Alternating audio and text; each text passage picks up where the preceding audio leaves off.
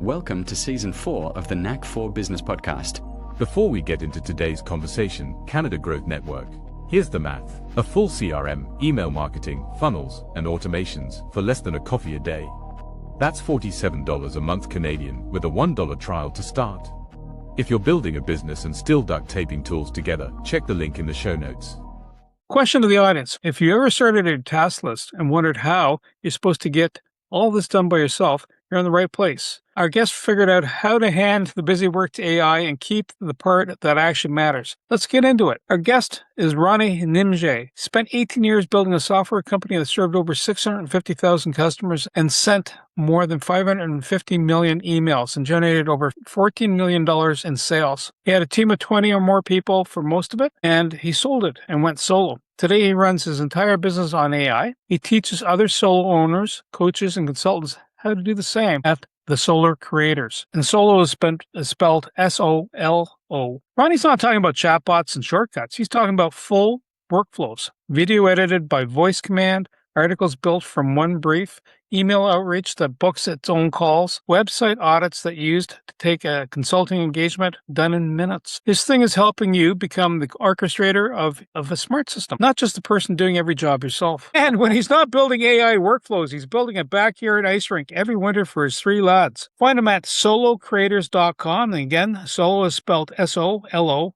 creators.com. Ronnie, absolute pleasure having you here today. Thank you for joining us. I'm pumped to be here. It's going to be a lot of fun, a lot of cool things that we can talk about today. You ever fear a quote or saying like to share? You know, it's a biblical one. Trust in the Lord with all of your heart and lean not on your own understanding. That's a psalm. That one I say probably 10 times a day at least. Yeah, see, sometimes I do it in traffic when I'm going, when I was traveling across Ottawa. So what made you decide to leave the 20 plus people for 18 years and go, hey, I'm on my own. Thanks so much for all the fish and carry on? It's a great question. Honestly, you know, doing something for 18 years, especially in the online world, having a team, all the meetings, all of that pressure on me, it was great. It was a great time, but it was also nice to have a change, to have a break. And so I took about a year off and I just spent time with my wife and my boys. We homeschool, so it's busy, you know, just to be present with them. Like my youngest is 6 right now and oldest is 13. It's the best time to be a dad, honestly. They just adore you. They want to play with you constantly. We're playing hockey and like home run derby and all this kind of fun stuff with them. And it was nice to take a break from all of that busyness with all the meetings, the customers and everything. Yeah, 650,000 customers. Like it was a lot. And I realized, you know, taking this little pause, that there's a much better way of doing things nowadays that never existed even just a couple of years ago. And I'm getting so much more done. I'm happier. I'm far more creative than I've been in a very long time. And it's just incredible what I feel like there's absolutely no limit to your imagination anymore. Like there's no, yeah, that's a great idea. It's going to take 9 months and 3 developers, $100,000. You know, now it's like, let's build it this weekend and it costs you, you know, your $200 cloud subscription and that's it. Wow. So are you finding then that because you have the back end knowledge of, you know, playing in the software or the SaaS world, software as a service world, that, you know, ditching, it's like a corporate life. You just kind of parked it, sold it off. Are you finding that because of that backdrop that you had and now your experience with AI, that it allows you to do that freedom? And is this something that could be transferable to other people? Absolutely. So we know what's interesting is I think the majority of how people use AI is just a glorified search engine. They're just using it to ask a question and get an answer. And maybe, you know, AI is like, oh, do you want me to do this for you? And you just say yes, and then it does something.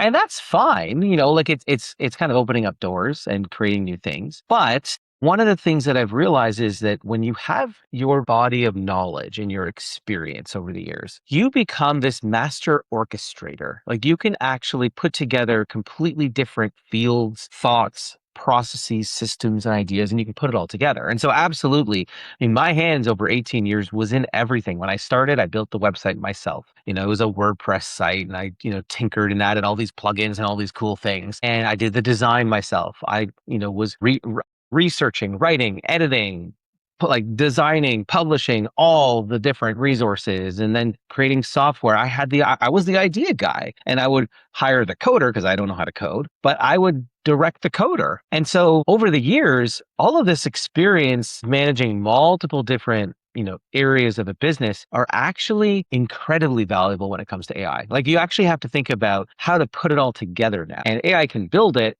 but you need to have that taste. You need to have that sort of understanding, the background knowledge to orchestrate the whole thing. The orchestra director knows when the tuba's not loud enough or the trumpet is too loud, and he's kind of balancing that out. And it's the same kind of concept, but now it's like you have limitless teams at your disposal that can work 24/7 and they can get things done. And you just have to go in there and say, okay, I like this, but I don't like that. And let's tweak this. And you're balancing all the different knobs and levers and buttons. And you, as the orchestrator, know how to put it all together. And that's actually the secret sauce. I think that's really the secret sauce of the people who are using AI the best businesses. It's not just saving time and money, but it's actually doing the right things. It's going to make more money and going to free up your time. But as you're describing that, I'm almost thinking like, can I create a wall out of 2x4s? And the answer is yes. But can I put it in the right spot? And can I put, can I frame it so that, I can resist that pun,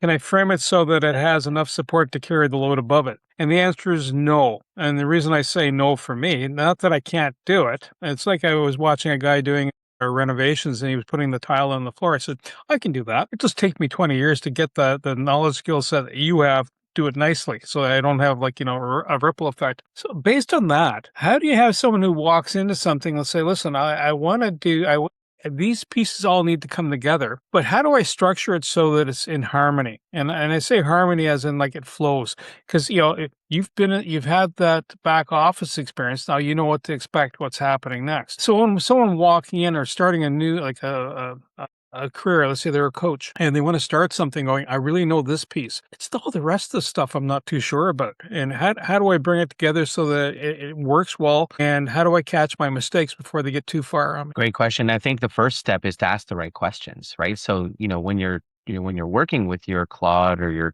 your Codex or ChatGPT, whatever it is, you got to ask the right questions because it will lead you astray. Like, it will completely, all of a sudden you're on a different highway and you weren't expecting to be there. And it was burning millions of tokens on some other thing you don't want. So asking the right questions. But the other piece is, you want to follow the right people, and the people who do have that experience. Nowadays, you can get what they call AI skills, and skills are essentially just a set of instructions. And those instructions are formulated in a certain way that's following a certain process. And as a business owner, like, so for example, if you're trying to build a website, what are things that you have to think about when it comes to a website? Well, most people, it'll just be like, hey, I wanted to have my logo and my colors, I want some pictures on there. And then as you think deeper about it, like, oh, well, you know what? I want to make sure that it loads quickly, right? Site speed is important. If it's not fast enough, then people will bounce, right? It needs to be formatted for mobile devices. It should be optimized for Google, but not just Google, also for LLMs, so that when people are searching in AI, they're going to find you. And so the right skill is actually going to categorize and document and provide a set of instructions that someone can follow, even if they don't know what all those steps are, right? And so that's really the trick with AI. You don't necessarily have to have all of that experience that I've had. Does it help? Absolutely. And everybody has their own set of experience. You will bring to the table as a coach or a doctor or an engineer, you're going to come to the table with different experience that you can bring to the table and you can help shape the results. And if you don't have a certain set of experience, you leverage skills, right? Skills are created, the instructions are created by the experts and by AI itself, which also knows a lot of this information too, right? So for a website, it's going to check all of those things. It's going to check for accessibility compliance so that the contrast is proper, that you don't have black text on a black background that nobody can see. All of those kinds of things.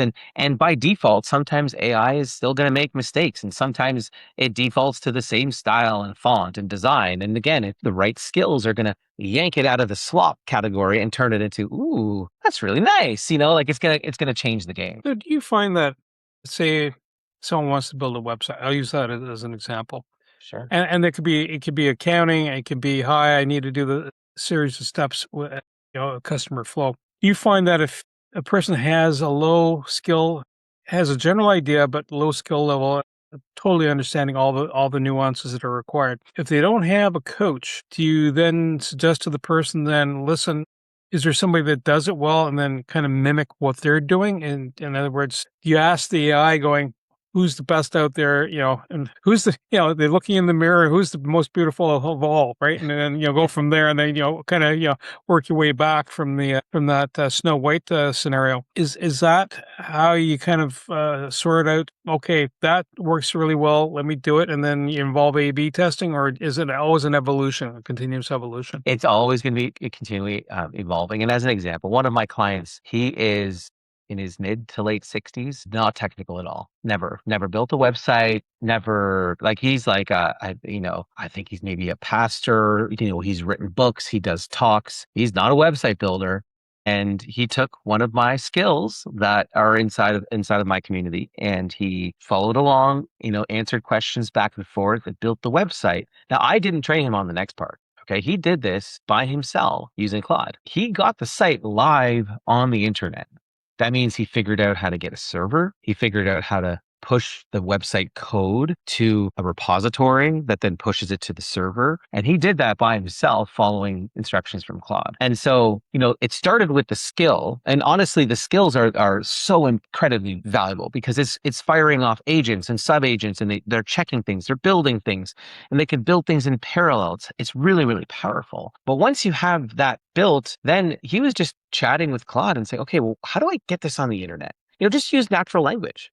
How do I get this on the web? And it would say, okay, well, you can try this. And then just walking step by step, figured it out. He created the accounts necessary. He's like, I had to do something with terminal. I don't even know what that is, but I got somehow my site is live. And here's a guy who's in his mid to late 60s, never touched the web in this way ever, is not technical, absolutely does not know how to code, and he got a site live. And so this is going to show you, if you're out there and you're listening and you're scared of technology, you're scared of coding, you're scared of how to do these things, listen, you can do it. I know you can, and you can absolutely accomplish the anything that you can dream of, you can accomplish nowadays. And it might take a little bit of time, might be a little bit of, back and forth. You involve the right people if you need to, you ask the right questions. But this was a huge success story to me. Like, I was so impressed and so proud of this client. Wow, that is kudos. You mentioned Claude. Is there all AI platforms created equal, or roughly, like 80% of and then they have 20% where they have the finesse in certain areas? So there's some that are similar and there's some that are different. They kind of have different uses, right? So like, for example, I go to Google Gemini, not to build software, but it has access to the entire internet.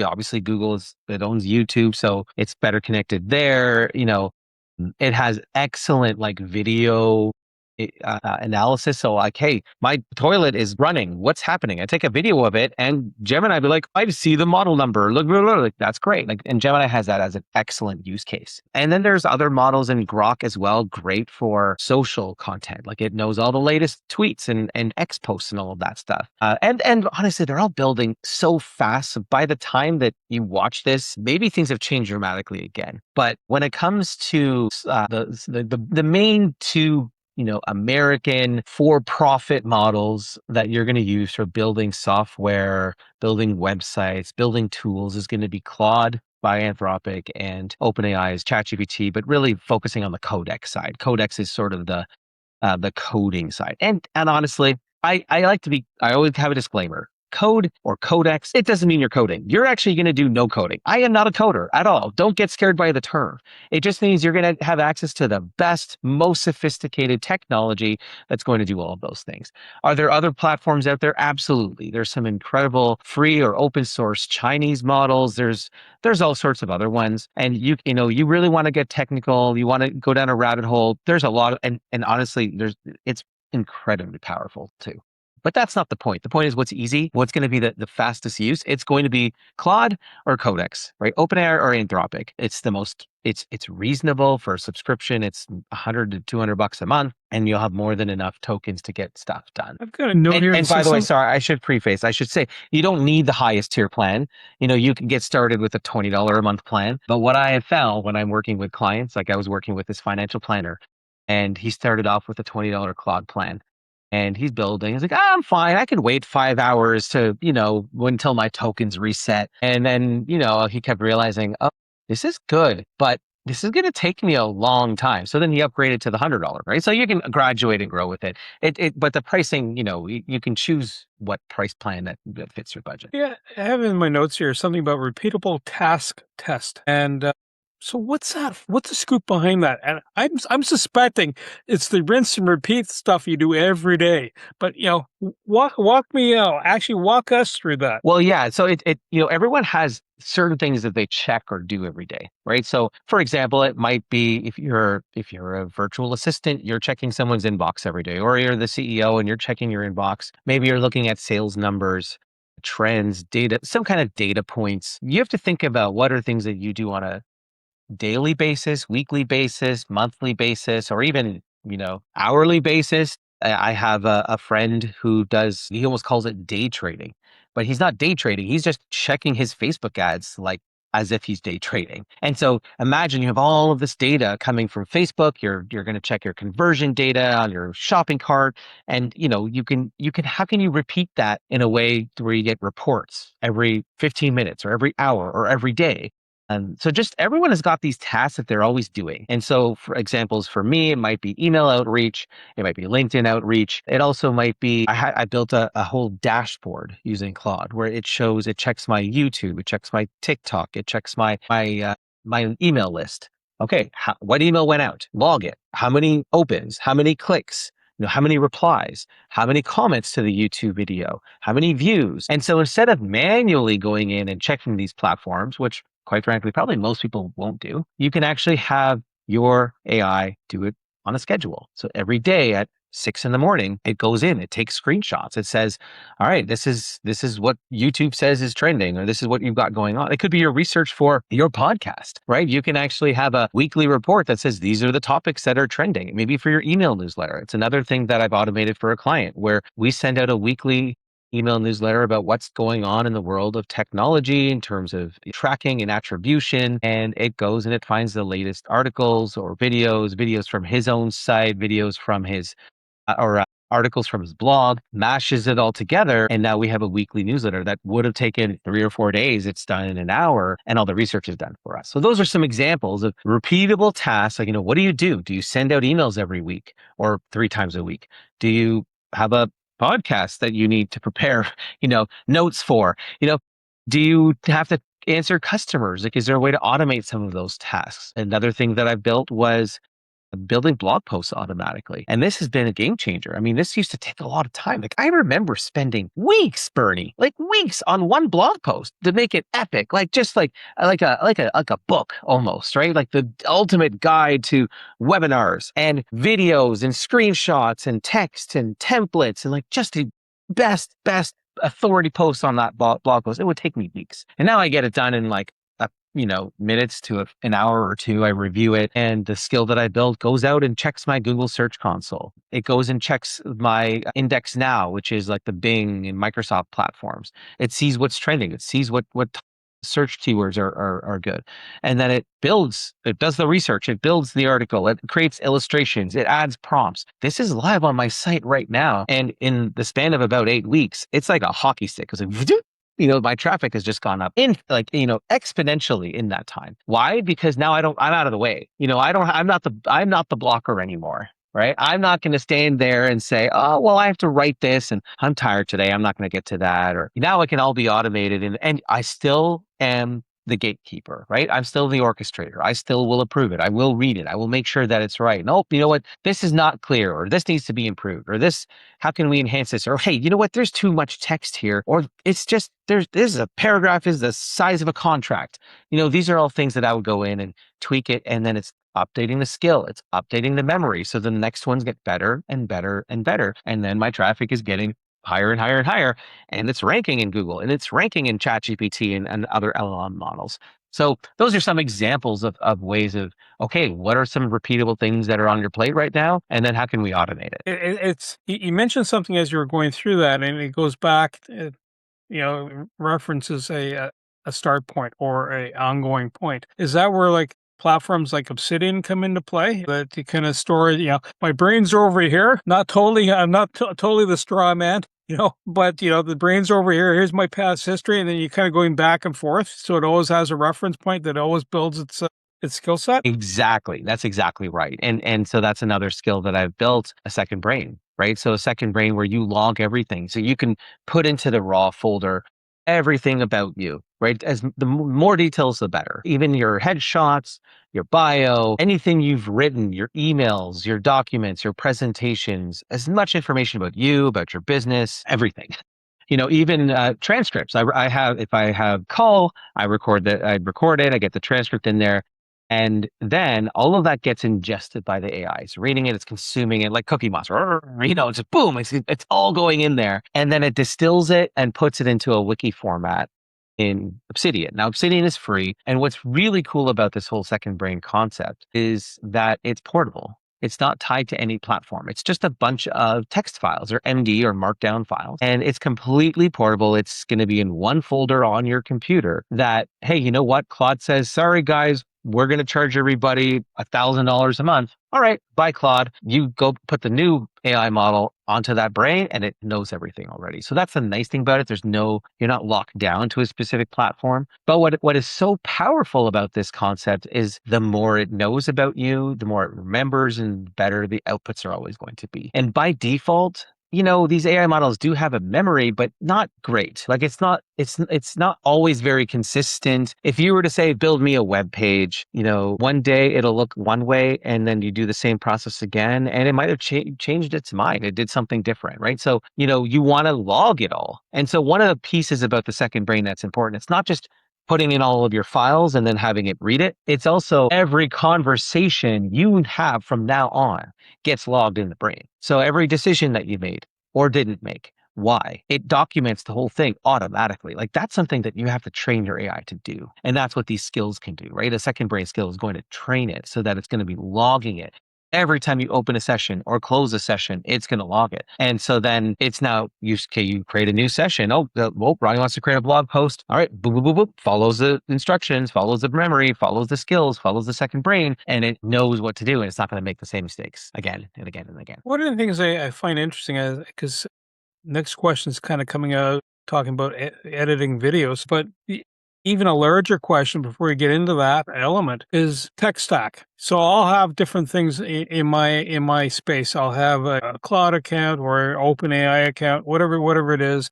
Then I'll have a video editing software. I'll have a Zoom account. I'll have, Outlook. Can this take my tech stack, slim it down, and so I don't need other applications? That way, if I'm, spending 20 here, 30 there, 50 there, where I can go, you know what, I can just shave this down. I can now sit in this box. And am I vulnerable then to the fickle finger of fate where someone says, you know what, we were only charging you $20 or $100 a month. Now we're $1,000, eh? So A, does that help you get away from having your tech scattered? And then B, how secure is it? Now, having your brain, your straw man off to the side, gathering all your stuff, cool. Are you vulnerable or is that pretty stable? Great question. So, first off, absolutely, I've slimmed down my tech stack. Pretty much, I've got my Google Workspace, which is fine. But what I'm using in terms of, so Google Meet was what I use for calls. So, you're going to need some basic infrastructure, but you can eliminate most of it. So I'm pretty much all day just in Claude and Chrome. That's it. I don't need Canva anymore. I don't need a video editor anymore. I even use Claude to send my emails to my customers. So the whole list it's on AWS. It's an open source email sending platform using Amazon's simple email sending service, SES. And I literally say to Claude, all right, let's send an email out. Let's pick a segment. It creates the segment. It uploads the segment to my AWS and it writes the email. I vet it. I check it. I get a test email. I always check to make sure that it looks good. It's formatted and it sends it out from Claude. So I don't need a MailChimp or a Kit or Klaviyo or any of those tools anymore. And it's a lot cheaper. SES, I'm sending emails for $1 for 10,000 emails, right? So it's crazy cheap. Same with Canva, same with CapCut or, Final Cut or any of these video editors. I'm now designing, here's a real example. I had Claude go through I said, log into my school account, look at my customers in there and see what they're saying. Like find the ones that are testimonials. And it found the testimonials. And I said, all right, create me a win wall, right? Create me an image of these testimonials. And it designed the whole thing. So why do I need Canva anymore? I don't need Canva to design everything you see on my site. Like it's called thesolocreators.com. Everything, the images, the videos, everything was created by me and Claude. No designer, no Canva. I'm not manually editing a video. I'm not waiting for a week for a video editor to edit the video. I've created skills that actually do it for me. And it's not to say it's perfect. It's not going to be perfect off the first go, but a video editor is not perfect off the first go either. And I'm going to give it feedback, right? So I'm going to say, oh, you know what? Change this or add that, but it cuts, it does the edits. If I repeat the same thing twice, it'll cut it out, or it will add text overlays. It'll do zoom ins. It can add B-roll. It can add music, do all of that for me, and a lot faster than waiting for somebody to do it. Right. But now, does it leave you vulnerable? I mean, to some degree, I can see how that could leave someone vulnerable, but the competition and the speed of innovation now is like nothing I've ever seen. And so, and someone might have positive, negative feelings about it, but there's a lot of open source, local LLMs, like models that you can download today and run on your computer. So if Claude, and this is the pressure I think that Claude and OpenAI are going to have, and they already have it, they can't increase their pricing because they will lose people to these free, cheap, open source models that are coming out of China, right? You can just get it for free, or even if you don't want to install it on your computer, you can have a various cloud server hosting it for you, and you'll be paying a 10th, a 50th of the price. So I don't know what's going to happen. That's way too above my pay grade. I'm just focusing on me and my business and my clients, but I'm not worried about that. Like the nice thing is it's all on my local computer. So all of the files are on my local computer and it's portable, like I said about the brain, but all of the files, I can hand it off to any AI model. I can switch it up. And there's so many amazing innovations and software that's released that it just is changing the game constantly. It feels like every week is like what was a month, and every month is like a year or maybe 10 years. It's just the innovation is just unheard of. So when you're doing a video editing then, and first off, you do it by talking to it. So giving verbal commands. You just take the raw file and go and drop it in Claude and say, today we're going to do something with this. And I am first iteration. It's like if you're crafting your very first episode doing a podcast, season 1, episode 1 is way different than this episode here for Knack for Business. And it's been an evolution, but is it straightforward enough, or is this something you have to have more of a story around? Do you have to give it more instructions, or is that where they come to you and say, Ronnie, so I'm at this juncture in my life, and how do I bring the magic to this point? Because I think there's this bit more than just going, I have this and I have this and I merge them together. It's like baking a cake going, yeah, you forgot to add the eggs, the moisture, and the heat. Yeah, you got flour and sugar. Good. Yeah, it's fairly straightforward. Again, it's about having the right skills and then putting, because it will guide you. A good skill is going to say, all right, well, the first step is give me your video. And the next step might be, okay, how do you want it to look? But you don't need to have any technical experience at all whatsoever. If you can get on camera, whether it's your phone, whether it's your webcam, whatever it is, and if you're recording your screen versus just face to face, like there's going to be different video styles, right? And the neat thing as well is it learns. So you can, if you find a YouTube video or a TikTok you like, hey, Claude, this is a video style I like. This is the fonts that I like. This is the layout, the feel of it, the speed. It'll analyze it, and then it'll kind of replicate that for yourself. And the key is, like, again, it's having the skills that will actually have the skills are not just a set of instructions, like text instructions. It could also be a set of scripts, like software, like that's actually running, right? So for example, my video editing skill is going to watch and it's going to cut anytime I say something stupid, or it always starts when my eyes are open, right? Not when my eyes are like, like cross-eyed and closed and, like it's good. It's knows, okay, eyes are open, cut here. So it's going to do there's some scripting that's in there that's going to make the video cut edits. That's going to then say, it's going to transcribe it. Oh, okay, Ronnie said this cool buzzword. Maybe I'm going to put that up on the screen at that point. It's going to make decisions, right? Just like a human would, but it's going to do it a lot faster than a human. A human can only go in the time that you're watching a video, but it's not bound by that same kind of time. It's watching it at 10 times the speed or whatever it is. So you don't have to be technical at all. And the nice thing is it'll show you a sample, right? So the skill might have, here's a 10-second clip.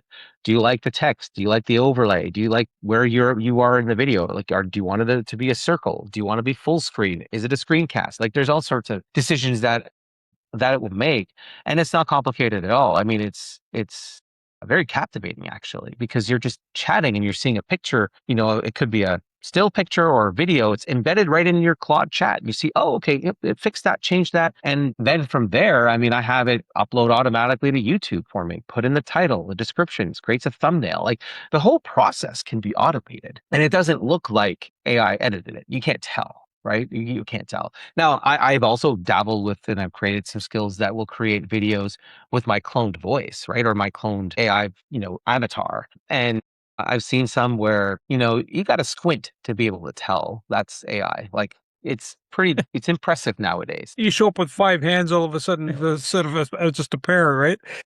Yeah. Wow. It's a fascinating journey. So, couple of things that come to mind, though. I was using another platform to edit some software, and the concept of tokens, I learned about it a lot quicker.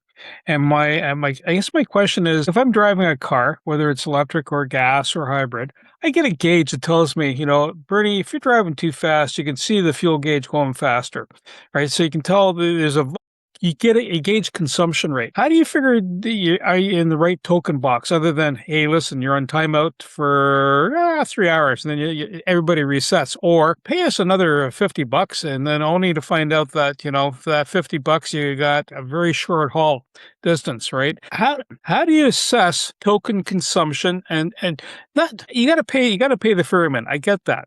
But how do you gauge it so that, stop asking this question because it eats up more cycles, ask this, and then you'll get through this fine, versus that was a bad choice. They want too much. How do you figure that out?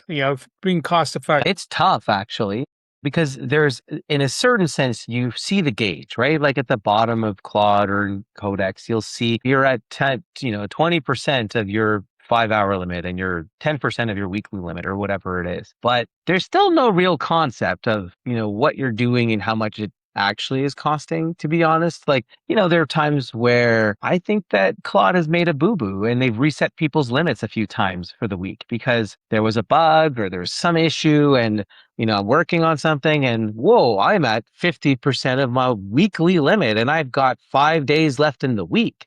And I'm like, what did I do differently? And so honestly, it's a bit of a black box. And I think they kind of like that. I think these companies it's a way that they can kind of try to make money, or I don't know, it's a bit of a black box. With that said though, you got to work within the limits that you have.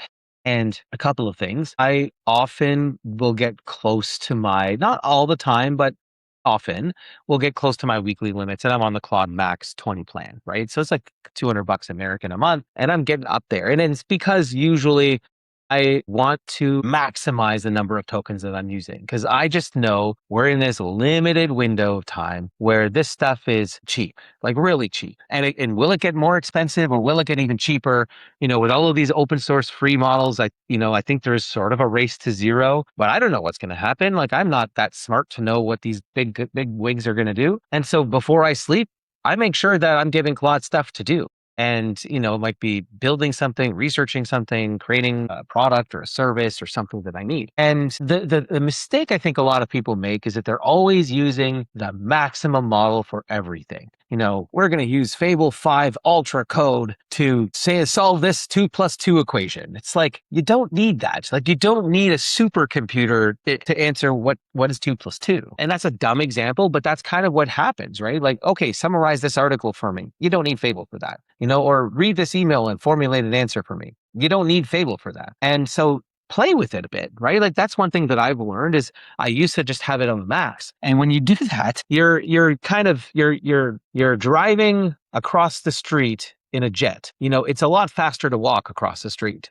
than it is to fuel the plane and get ready for takeoff only to land, 20 meters away. So you have to think about what you're using it for, and simpler tasks, you should use simpler models. And I think that's one thing that these AI companies will change, and they already are behind the scenes. You don't know what they're doing, but you might say or you want Fable or Opus 5 or whatever, but behind the scenes, they're actually having sub-agents using Sonnet and Haiku, which are cheap models or cheaper models. So I think my biggest advice would be, hey, simple tasks, use a simpler model, save on your tokens. But when you really need to think about a process, when you're strategizing, creating that whole plan to implement, a new product, service, code, software, something that you're building, you're going to want to use a better model. I hope that's helpful, because it is a bit of a finicky process for sure. No, it's great. So if someone is like the gentleman who was just built his website, that we were talking about earlier, someone walks up and goes, "Okay,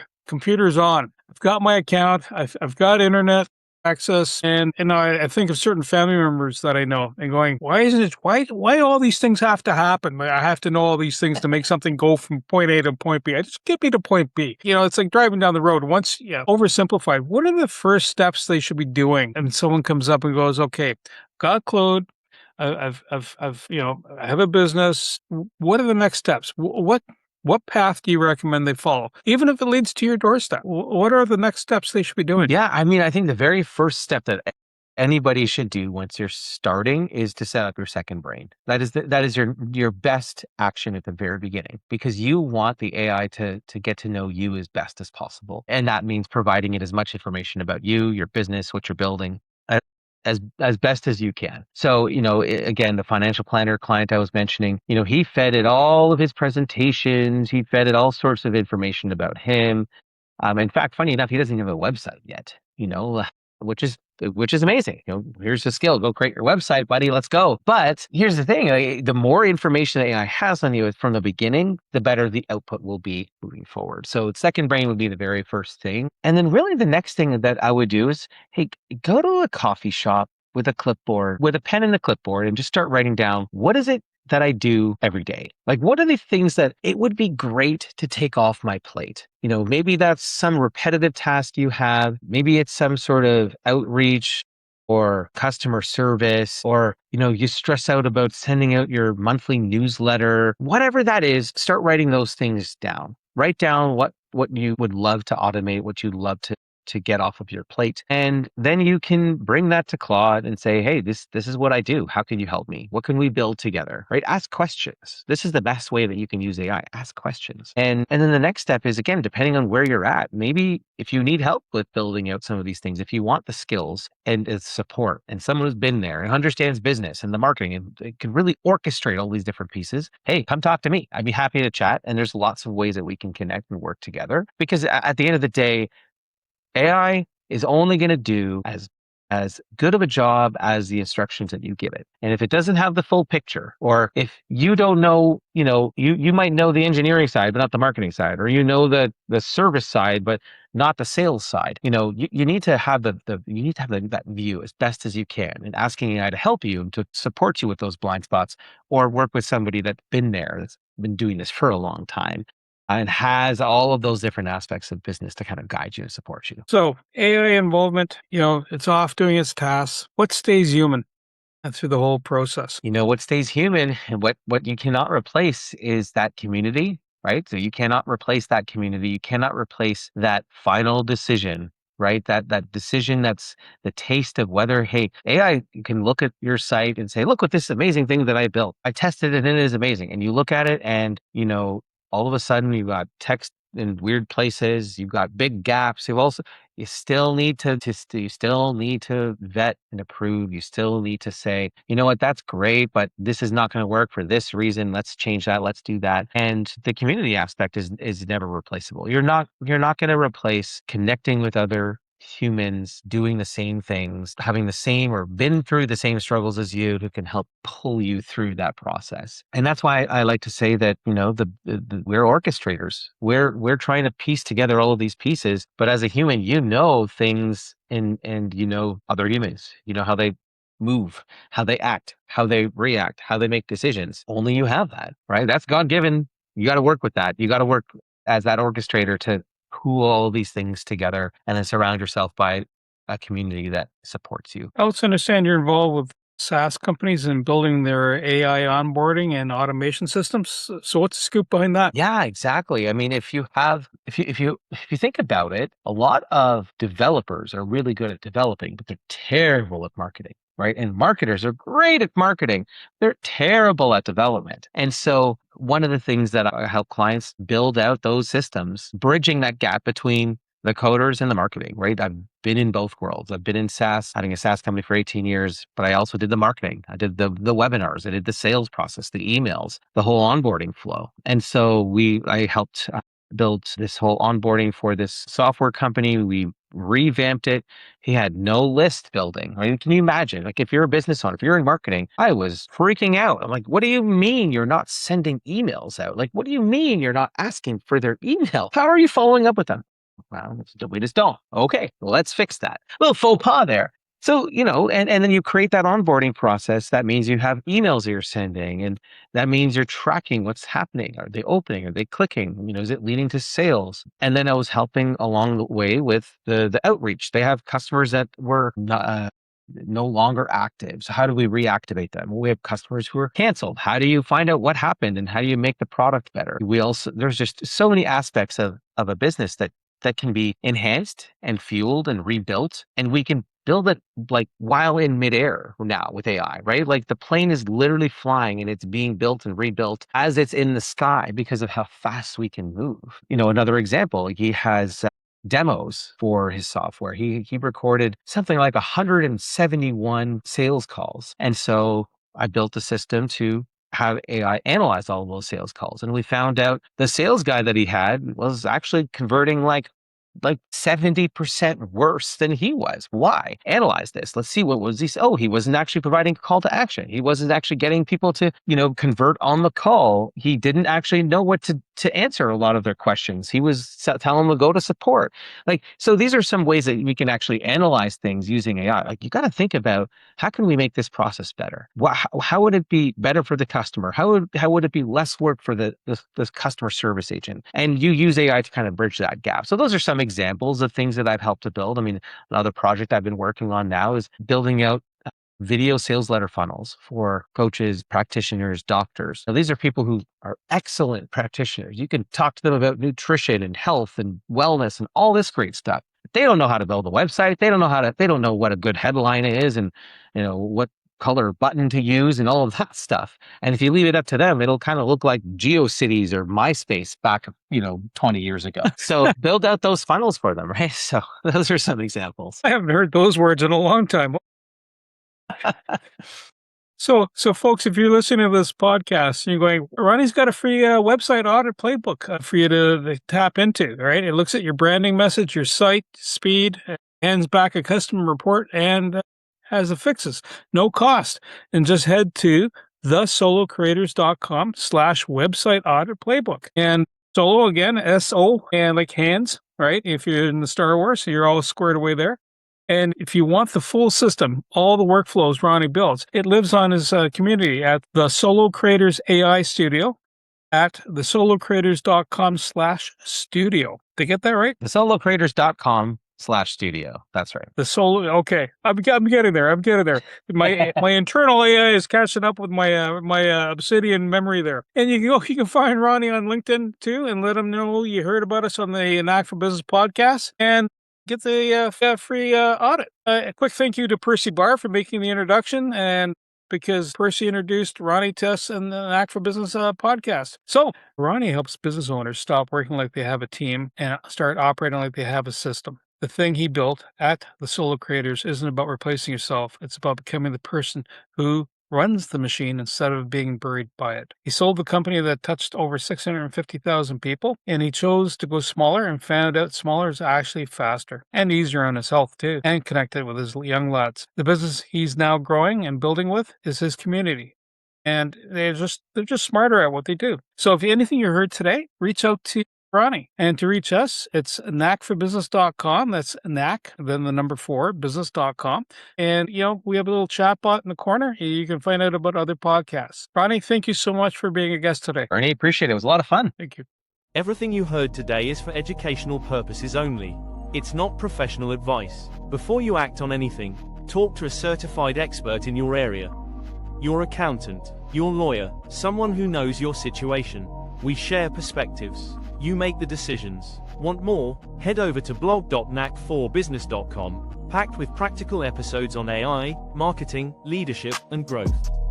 No fluff, just the good stuff. Subscribe while you're there. Until next time, keep building.